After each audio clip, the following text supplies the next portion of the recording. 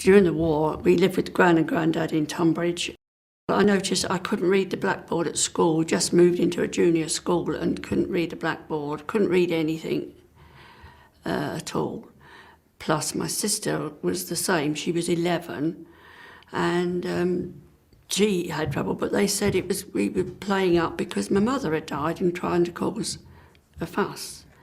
It was awful at school, absolutely dreadful at school, trying to keep up with anybody because you just couldn't find out what they were talking about.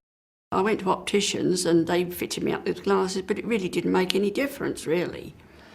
So it was still the same thing, and I used to get punched in the back because my work was so bad. And nobody took any notice, but the specialists in those days couldn't see what was wrong with our eyes. And they gave me all sorts of treatment, even put me in a cold bath because they said it was laziness, and put electrodes on my eyebrows, lazy muscles of my eyes. So we went into service in jobs of cleaning type of work. Those kind of were mother's care, looking after little children with a mother's help, it was called. And one of the ladies that I worked for, her daughter had bad sight, and she made arrangements for me to go and see an eye specialist in London, at the Royal Eye Hospital. So I went up to there, and they couldn't do anything. They could see something was wrong with their eyes, and so they called everybody in that was involved in the eye business to look at it, but couldn't do anything for us. Still, we were told it was hereditary macular degeneration at the time. I had my own children and that, and my husband was absolutely wonderful. I mean, he used to read the newspaper to me, practically all the newspaper to me every day. And of course I used to listen to radio a lot, and that's how I learned a lot more since I'd left school. But always the writing and the reading still is a nightmare. But you think it's in your mind that you can't see, and you couldn't recognise people.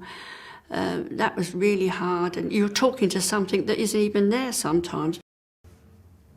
Well, it's just you have a lot of embarrassing moments, but of course I've got like that now that most of my friends know, but other people say, why they always look behind me, when a bit behind their shoulders, because think I'm looking at them, but they think I'm looking at somebody behind them. Life's been hard, but the thing is, I feel that I'm much better off than a lot of other people that are older that get it. Lots of people who drive and have to give it up because of their sight, and I've never been able to drive at all. There was hardly a car in the street when we were little. Now it's so busy that my ears are my defence with a lot of things, and of course if you use the stick they do usually stop, flash their lights or sound a horn to let you cross the road. The advice I would give is to make sure that they get some after treatment, because they say there's no treatment, but they should push for more, a different venue onto somewhere else, like a club even, I suppose, and all the things that would help you to get the right magnifiers and things like that.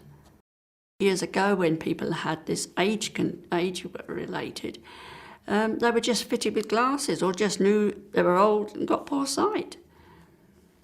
And but as I say, now it's diagnosed because now they can see into the eyes better. They get recognised earlier, and of course there's treatment if it's discovered quicker.